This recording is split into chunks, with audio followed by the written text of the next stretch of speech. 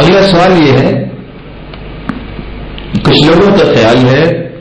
جب جماعت کی صورت میں نماز پڑھتے ہیں اور درمیان میں خلا چھوڑ دیتے ہیں اور ان کے ساتھ نماز پڑھی ہو تو کیا کریں، کیسے صف باندھیں؟ نماز کے اندر صف کو ملانے کے بارے میں 3 روایتیں کبھی نہ بھولا کریں۔ رسول اللہ صلی اللہ علیہ وسلم نے فرمایا اتموا صفوفکم فإن تسویۃ الصفوف من تمام الصلاۃ، صفوں کو مکمل کیا کرو اور برابر کیا کرو،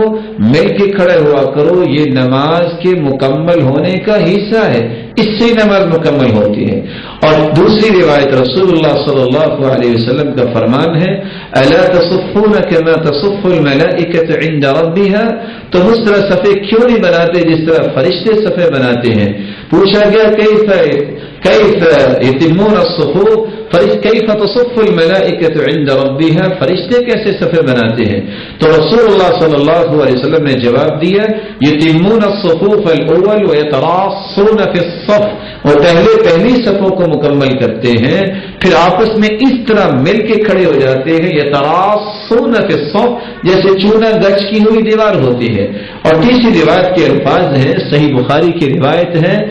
کہ رسول اللہ صلی اللہ علیہ وسلم کے صحابہ کا طریقہ کیا تھا، كان احدنا يلزق قدمه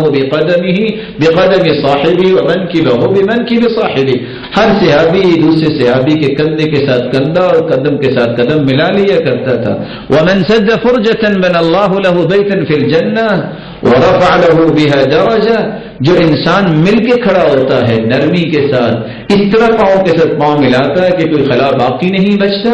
اللہ رب العزت اس کا جنت میں گھر بنا دیتے ہیں۔ ورفع له بها درجة، اس کے درجات کو بلند فرماتے ہیں۔ آپ کا یہ معجزہ مبارک تھا، جس طرح آپ کی مبارک آنکھیں تھیں، جس طرح آپ ان مبارک آنکھوں سے دیکھتے تھے، نماز کی حالت میں آپ کی مہر نبوت دونوں کندھوں کے درمیان مثل زر الحجلہ، کبوتری کے انڈے کی طرح